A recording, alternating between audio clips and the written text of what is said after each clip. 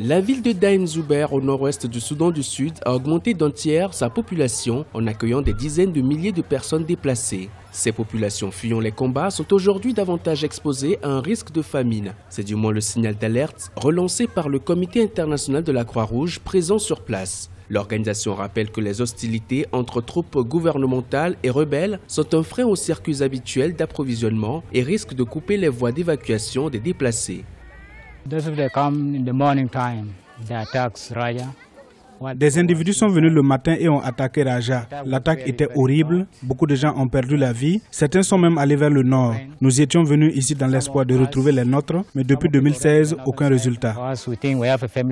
La guerre civile qui a éclaté au Soudan du Sud depuis 2013 a fait au moins 2 millions de déplacés et dans plusieurs localités du pays, notamment dans le nord, des centaines de milliers de civils sont privés d'une aide vitale de base selon les Nations Unies. Une situation qui est d'autant plus inquiétante, les combats ont forcé la plupart des organisations non gouvernementales à cesser leurs activités et réduire leur personnel dans des zones où pourtant leurs actions s'avèrent nécessaires.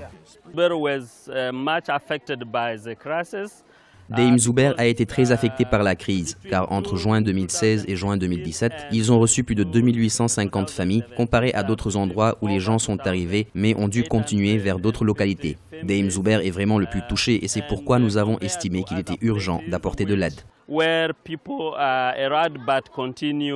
21 février 2017, la plus jeune nation d'Afrique a officiellement déclaré l'état de famine dans le pays. Aujourd'hui, 42% de la population, soit environ 5 millions de personnes, ont besoin d'une aide alimentaire d'urgence. La sécheresse aggrave la situation, le bétail est pillé, les récoltes sont détruites ou volées durant les affrontements. De nombreux Sud-Soudanais peinent à assurer leur subsistance.